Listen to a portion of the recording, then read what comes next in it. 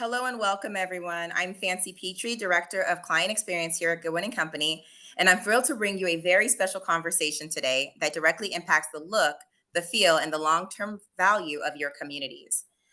Landscaping is often one of the largest and most visible investments in any association budget.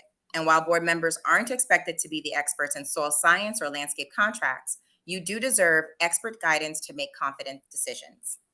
That's why today we're joined by Dr. Moon, a nationally respected commercial landscape consultant who specializes in developing customized landscape RFPs and managing vendor performance throughout the life of the contract.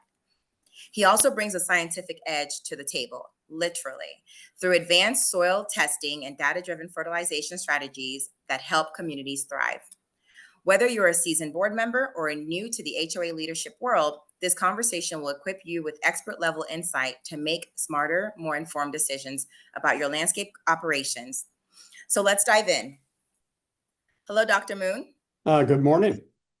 How are you today? I'm doing great. Doing great. So we're going to talk about one of your favorite topics today, landscape right. contracts and RFP development. That's right. So RFP development and contract selections. Let's start with the basics. Why is it critical for HOAs to have a professionally developed landscape RFP rather than using just a generic scope of work? Well, they need to be able to have instructive accountability. And the only way you can have instructive accountability is you have to have a detailed set of specifications and RFP. And when I say a detailed set of specifications, I mean that you address everything in that contract so that you don't have change orders. And so you try to eliminate as many change orders as you possibly can, because it's better and from the very beginning of the contract to know what your costs are and try to eliminate as many overruns as you possibly can, because most HOAs have a difficult time covering overruns. It's hard to budget for those. And so if you have a detailed set of specifications that are not generic, then what can happen is you can have specifics on how the property is taken care of, and you should be able to have a price that that will prevent as many overruns as you possibly can. You never can eliminate all of them, but you can eliminate, I'd say, 97% of them by having a very good set of specifications and RFP. Okay, so when we're talking about specifications, we're basically saying that customization of the RFP matters. So, what are some of the biggest oversights you've seen in standard landscape RFPs that can lead to unexpected cost or poor performance? Well, number one is fertilization. The plants start looking bad, and all of a sudden they're yellow and there's not enough fertilizer in the contract. So the maintenance contractor will come and say, we're going to need to fertilize this, and this is not in your budget. Another area is pruning of plant material or trees. That usually isn't included. And what happens is you're always going to have storms. You're going to have times of the year when you have broken branches. So definitely the pruning needs to be addressed. Also, cities require a standard pruning height on road edges, and so those are usually not addressed. So those are some really big overruns. Insect and disease control, mulching can be overruns. And the number one, I would say, if you ask me what the number one would be, it would probably be irrigation, because irrigation is one of those things that can really cost you a lot of dollars if you don't start out right on your maintenance specification and have a standard of how you're going to take care of it and exactly what the contractor is responsible for and what the HOA is going to be responsible for. Okay, so we work with the board, we develop an amazing RFP, and now it's time for vendor selection. So, selection strategies. What are criteria that you recommend the board use in evaluating bids just beyond the price? Well, first of all, selecting the contractors. The contractor should be selected by having a track record. What properties have they taken care of? And do they take care of properties the size of your property? Let's say, for instance, if you're a $500,000 property, that's what the maintenance cost is. Well, you would want to look to people who are our maintenance contractors who take care of properties 500,000 and up, because you want to make sure that they have the staff to be able to take care of that. You want to avoid new contractors that are just starting up because they don't have a track record and you don't know exactly what they are. And I guess another one that I would really warn board members about: don't always think your friends are going to be the best contractors to take care of the site.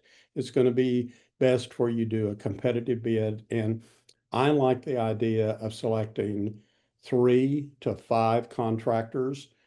Some boards want more than that. If you want more than that, that's fine. But if you go with 3 to 5 and then get 3 to 5 bids back, then you're pretty much secured that you have a good bid and you have a competitive bid and you have enough bids that for you to evaluate. So the number one thing I would say is make sure that you check the contractor to see if they have a track record of taking care of properties, and then go, before you put them on the bid list, go drive the properties that they take care of.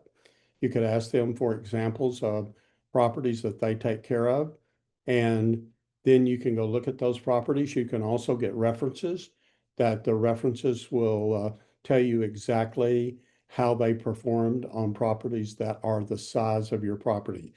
I can't emphasize that enough. You've got to make sure that the landscape contractor is capable of taking care of your size of property.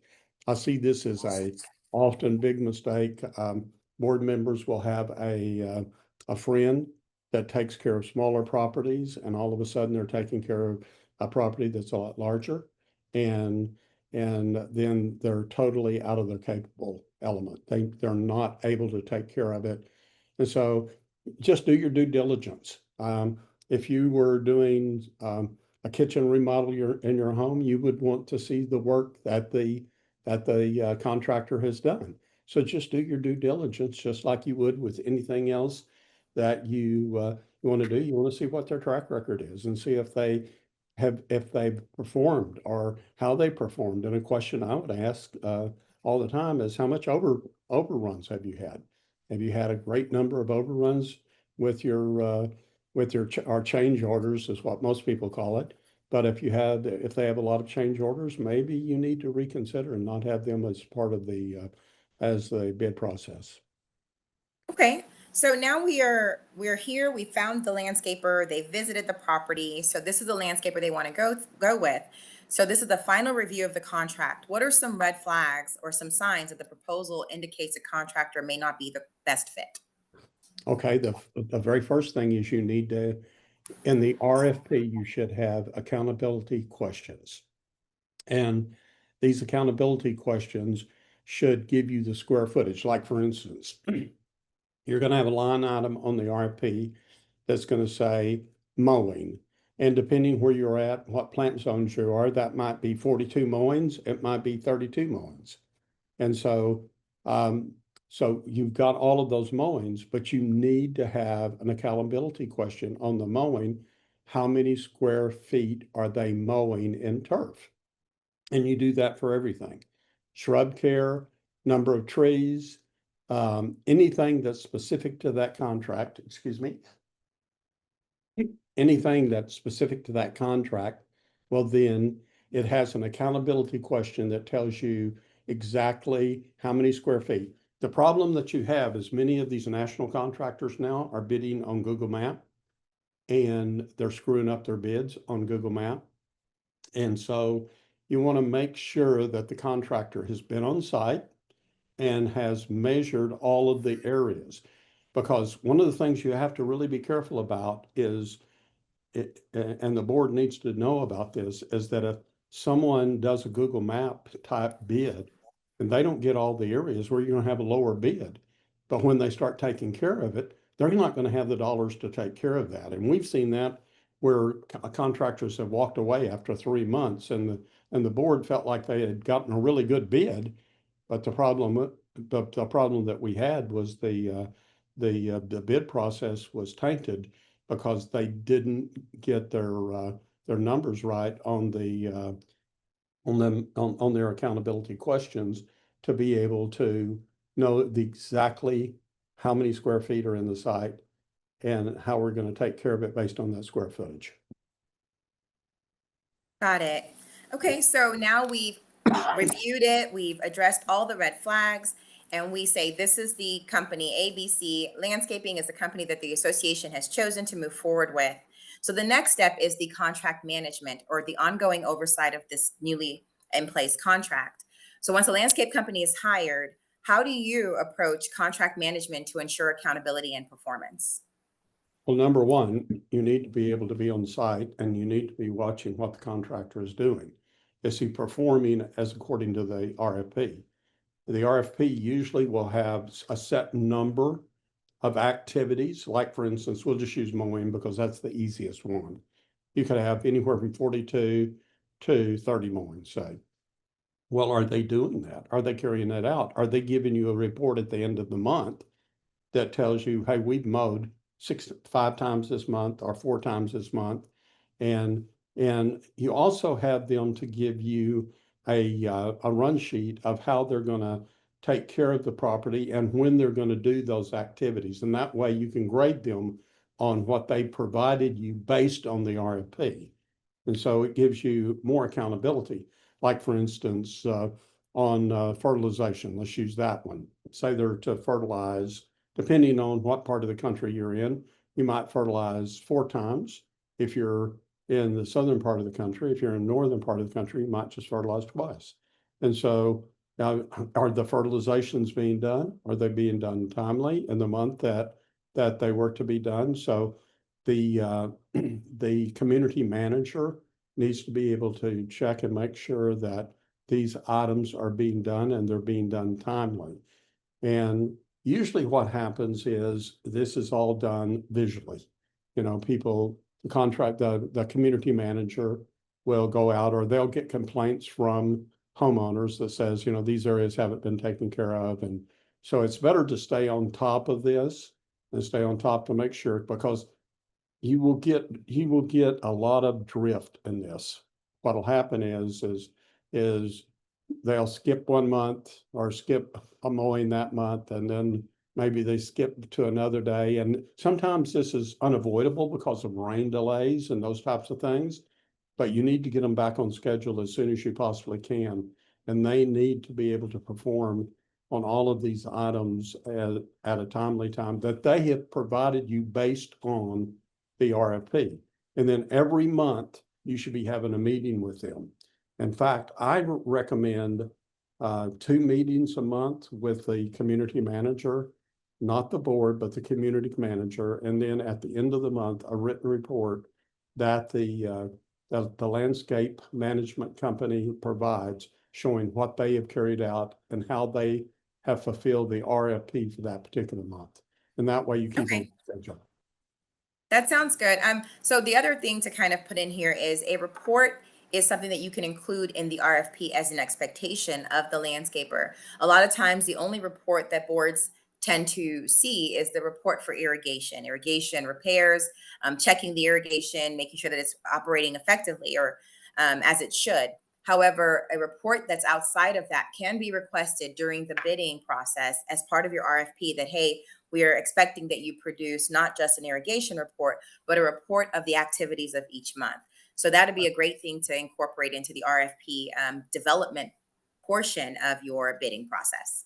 That's absolutely right. And that really should be in the specifications. The specifications detail what's in the RFP.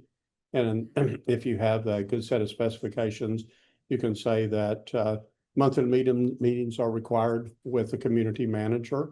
And Correct. and that 1 time a month they're to provide a written report based on the RFP on work that has been completed for that month. And that usually is something I put in the specifications because I want to be able to have accountability to them.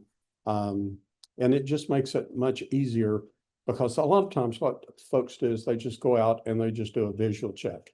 And a visual check is okay. And I understand why it's done that way. But a lot of times it doesn't give you enough information to be able to know how to react and what needs to be done to the project. Thank you. So I think we talked a little bit about change orders already and scope creep and how the board can kind of protect themselves of these overruns is mostly with the specifications and ensuring that up front um, we know what the community needs, or we do our best to predict the needs of the community's landscaping so that there's fewer things that kind of catch the association off guard. Is there anything else you wanted to add to that? Yes, if you're a new association and you're still adding new areas, well, then it's good to get a square footage cost on the original bid so that when you add the new phases of the property, you already know what your cost is going to be. So you can be really proactive on that so that when you add new areas, you already know what the square footage cost is going to be for the level of maintenance that you've selected.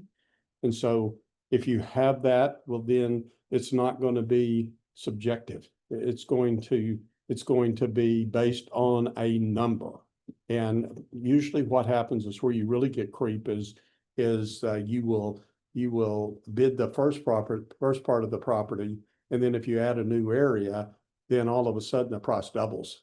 And and so what you want to do is you want to write in your specifications if any new areas are added or any areas that are changed on how we're going to change the maintenance on those areas, then this is going to be based on this square footage number.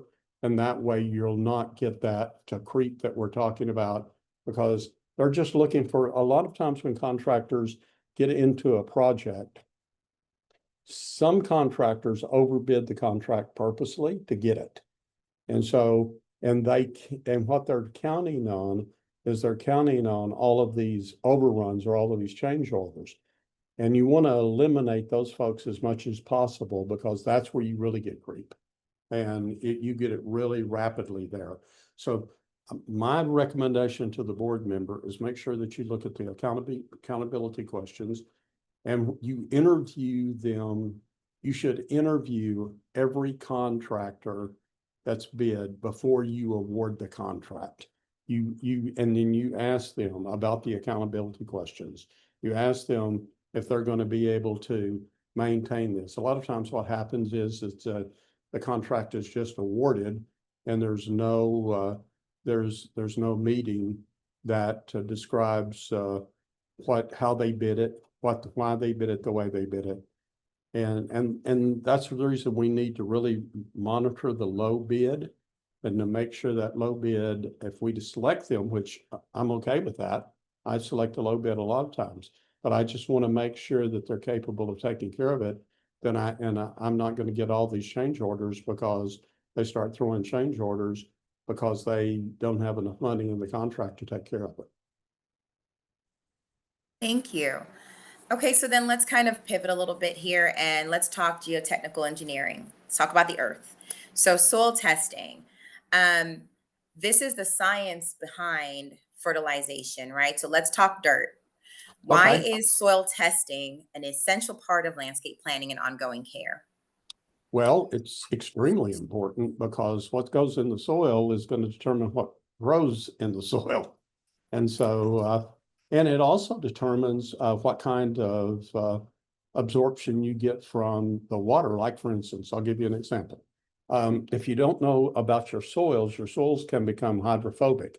Hydrophobic means it rejects water.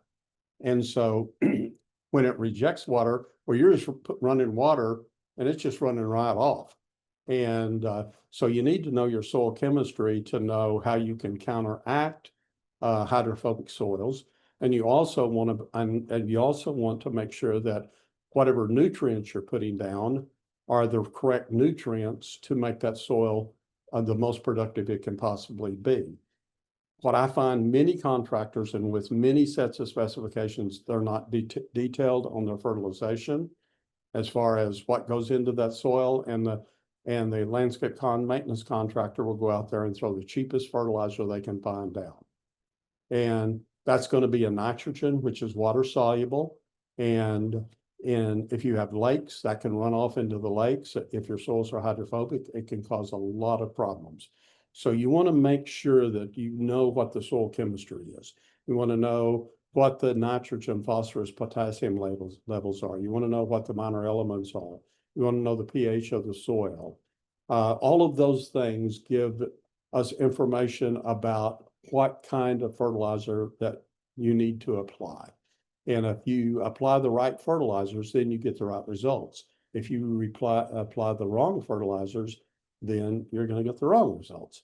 And so that's the reason it's really important to look at your soil chemistry, to look at that soil profile, to know just exactly how to take care of it.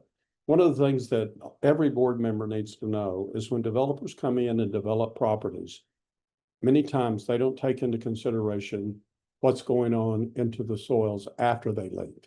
And this is just normal. They go in, cut the roads, usually remove a lot of the topsoil, and then what they do is they do all of the plantings, they prepare the soil and add some organic matter and add some fertilizer, but that's not going to sustain the plants over a long period of time. It might sustain the plants for the first 2 to 3 years.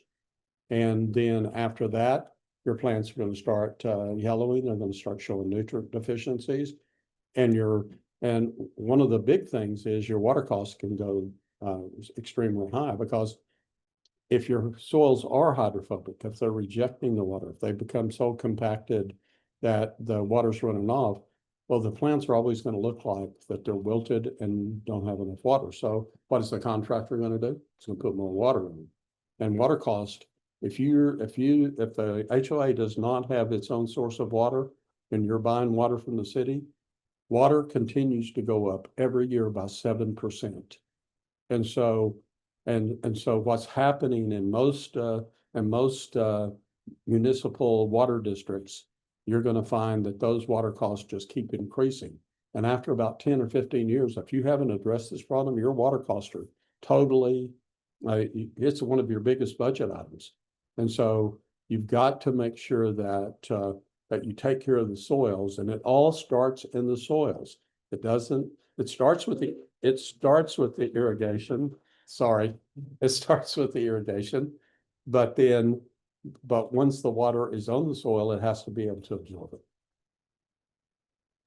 Thank you.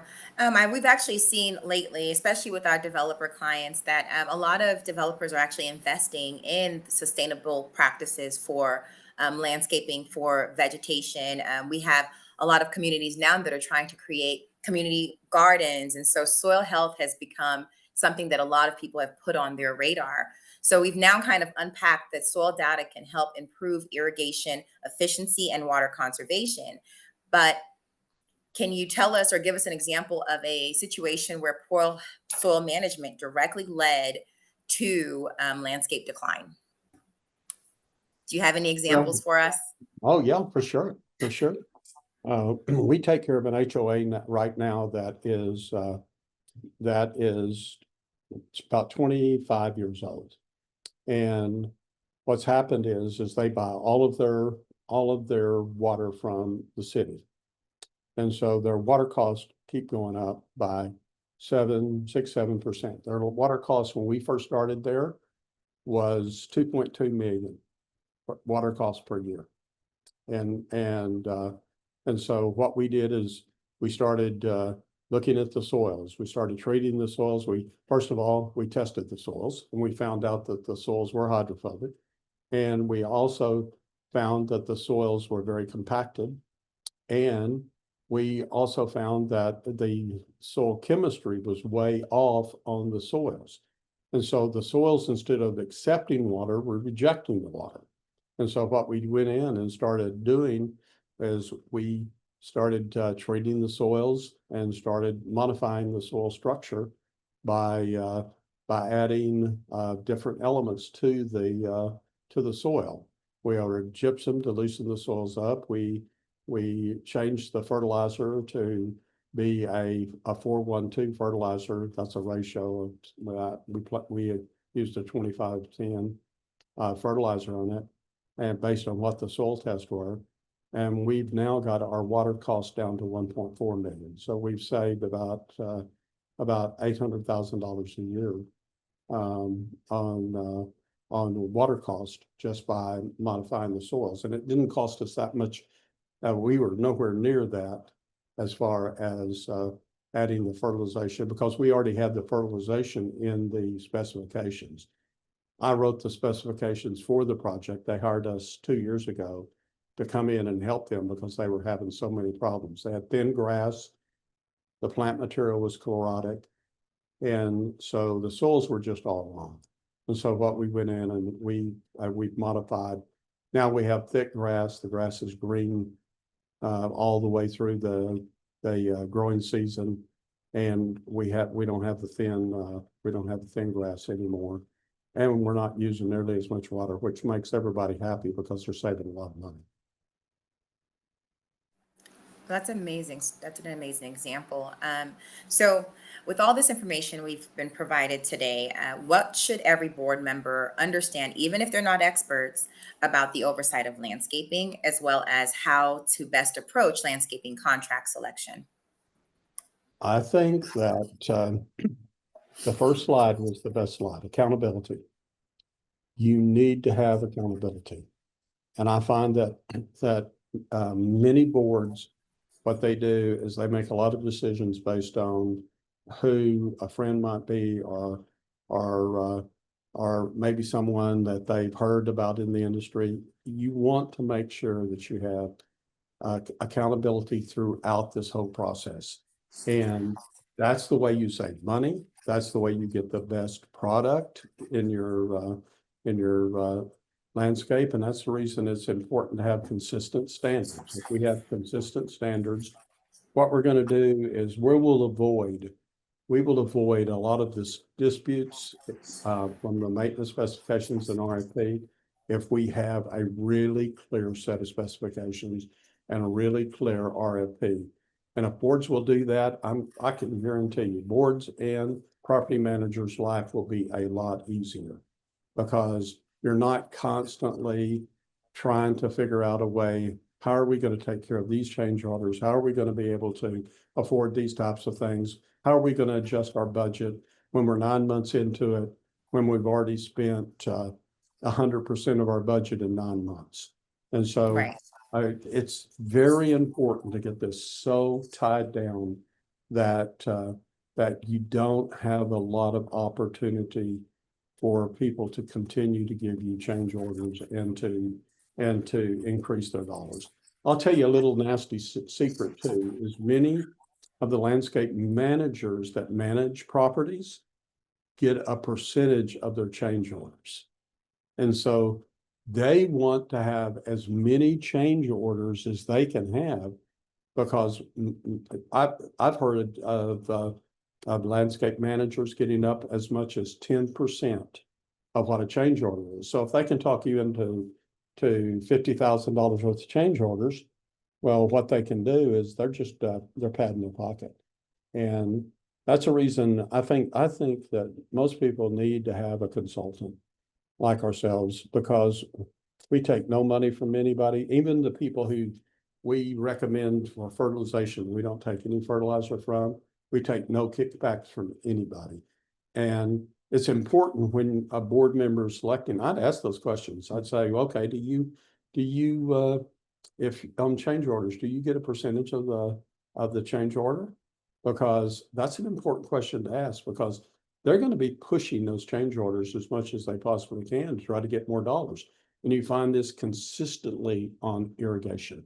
Irrigation is probably the worst offender of this. I've seen projects where they've spent $200,000 one year, and then we go in and they get us involved. We hire a new contractor, and the new contractor comes in and finds that $200,000 worth of irrigation work still needs to be done. It's because the irrigation work really wasn't done for that $200,000. And that's the reason you need to have accountability. If you have accountability and someone going out and looking at these things and making sure that these things are being done, just as simple as, hey, we're going to plant new beds, and the contractor says, okay, this is the number of plants we're going to put in that bed. Well, then you would be surprised how many times we go out and count the plants in that bed. And there's fewer plants in that bed than what was in the original bed. So just make sure you do their due diligence. I call it due diligence, just making sure that everyone is being held responsible. And if you do that, well, then the contractor will eventually get to the point where we have contractors that we work with that we don't even have to check that anymore. We do, but they know that we're checking on them. And so once you form this, Establish it. yeah, once you establish it, I mean, then they know that that's going to be the consistent standard that you're going to live by and that they're going to live by. And you need to tell them from the very beginning, hey, we do not need a lot of change orders because we do not have them built into the system. So board members need to make sure that they get as much in that contract as possible as what everybody wants. Everybody has a different standard. Like some people want to mulch 3 times a year. Some HOAs only want to mulch 1 time a year. Some HOAs will have annual color and they'll plant annual color 2 times a year. Others will have 3 times a year. So you establish from the very beginning what your specification and RFP is, and then you live by that. And then if you want to make changes on it, the next year you can bid those changes. Like for instance, if you say, well, I'd really like to have, this happens to us all the time.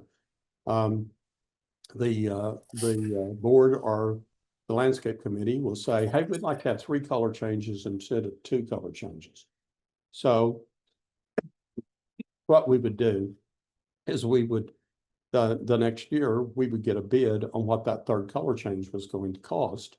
And then you could add that into the contract instead of in the middle of the year adding into the contract, which is going to give you a sizable override.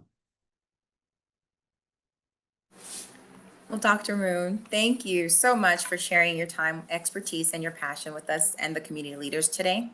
Your insight has been both technical and strategic on both the technical and strategic side, has been very valuable. For our board members that are tuning in, if you're planning to renew or renegotiate your landscape contract, or you simply want to make a smarter, more sustainable, take a smarter, more sustainable approach to landscape planning, this conversation is a great place to start. You're not expected to be the landscape expert. That's what we're here for. At Goodwin & Company, we bring in specialized professionals like Dr. Moon to ensure your community receives the right advice, the right service, and the right results on your behalf. So until next time, thank you for your continued leadership, and we'll see you soon.